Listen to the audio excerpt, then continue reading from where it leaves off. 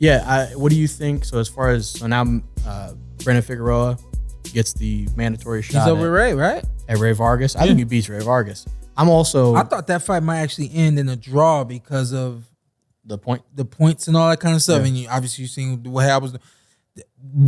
Did you had Brendan Figueroa even with the points winning narrowly, like close? Yeah, it was close. Mm-hmm. Yeah, but I think I have a tough time letting go of like a recent performance. It's like Ray Vargas's last fight against Oshaki Foster. Obviously, Oshaki was great. Yeah, but Vargas was abysmal in that fight. Yeah. And so I have a tough time now. I'm like, okay, now we project forward. He fights Figueroa, probably the mandatory. Sure. I'm like, oh yeah, he's gonna beat Ray Vargas. Which part of it I think he beats him, and part of it is, man, you were so bad in your last fight. Like, what the hell happened?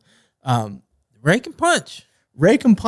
Figueroa also, his chin might be made of what this table is made of. Like I'm not sure if I've ever seen him wobble. Like maybe Fulton got him maybe once, but I'm like, yeah, I haven't really seen him wobble. Because I thought last night it's like he's gonna walk him into something, and it was nothing. He's hit him with clean punches. Yeah, nothing. Yeah, didn't even bat an eye. So they're in Texas, right?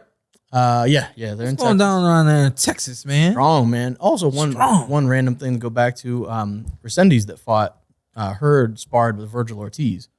I'm like, talk about a pressure fighter to go against Jarrett Hurd. Obviously, he's a pressure fighter. Virgil Ortiz, good guy to spar with. Sure. But 126 is getting pretty hot. Yeah, you have no unified champions at the moment. You have Bronco Lara, Luis Alberto Lopez, and Ray Vargas, and then our guy Robesi fights in April. April 1st, maybe? Yeah. Against Dogbe for the vacant title that Oklahoma. Navarrete vacated. So you have like a lot of these guys in the mix, and there's not like a guy where I'm like, oh, he's clearly the best.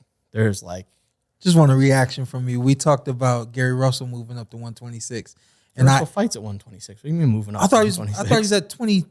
No, he lost his title to... Oh, no. We talked about him moving up to 130. Excuse me, my fault. We talked about him moving up to 130. Okay. But even at 126, it's still like, you're right, like the pool is really... There's just not a guy right now that I'm like, oh yeah, he's clearly the best. Yeah. And all of them are like, flawed isn't the word I would use, but not flawless. So like, Figueroa gets hit a lot. And Jim Gray, even before the fight, was like, you get hit 23 times per round. I'm like, Jesus, man. Like, whoa. What kind of question is that? But like, Figueroa gets hit a lot. Vargas gets hit a lot. He's been down before. He obviously has trouble with fighters that can move. Oshaki Foster proved that. Robesi Ramirez has a loss. Luis Alberto Lopez has 2 losses. Yeah. And he throws crazy wide punches. Yeah. Bronco Lara was probably losing comfortably to Lee Wood and then iced him. So all of them have enough like deficiencies in their game, right? Where those matchups to are make like, great matchups, like unbelievable offensive, shootouts. Yeah. So it'll be interesting to see a lot of offensive shootout. Like all right. Like none of those fighters are like super defensively sound and like outside fighters. I think Oshaki's probably the best, but he's at 130. But it'll be interesting to see how that kind of shakes out, and you get these matchups. Hopefully we see Vargas and Figueroa next, because Fulton obviously... You just can't count out Fig. No, hell no. You can't count him out. No. He's gonna wear you down, man. Yeah. He's like erosion. He's just like he's gonna just break you down. Like there's nothing you can do. He's inevitable. Yeah. Like it's just gonna happen. Yeah. He's gonna be there all night. And asked if Mark was a front runner.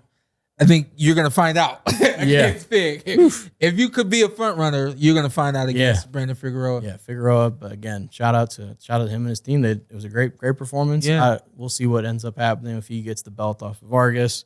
At some point, you have to say, like, you could talk, all day and all night about what a fighter could do, what a fighter should do. Of course, I've said that Brandon Figueroa needs more defense. He needs to box a little more from the outside to create the pressure that he's trying to bring the guys and things like that. I think that he needs to do a better job of cutting off the ring, which is just kind of minimizing the space that a fighter can use. Yeah. And there's just different techniques with both the legs and the fists that you can use to cut off the ring. Everybody thinks that it means going on a certain angle. That's not it. It's just kind of like minimizing based on angles, of course, the ring, whatever the case may be. But at some point, you just have to say, well, this is who this fighter is and who's going to beat him. And it's working. And I aside from a punch. But then when is that punch gonna be? Yeah, and like his only loss is the Cool Boy Steph, which was a close fight, and Cool Boy Steph's one of the best fighters in boxing. So I'm like, yeah, there's no shame in that. Yeah, So yeah, I don't know. I think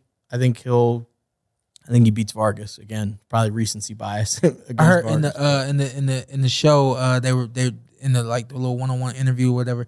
He said, I like getting hit. I was like, No, thank yeah, you. because he was talking about how everybody said, you know, you should model and things like that. He said, I love boxing. I was made for this. I love getting hit. I was like, More power to him, I guess.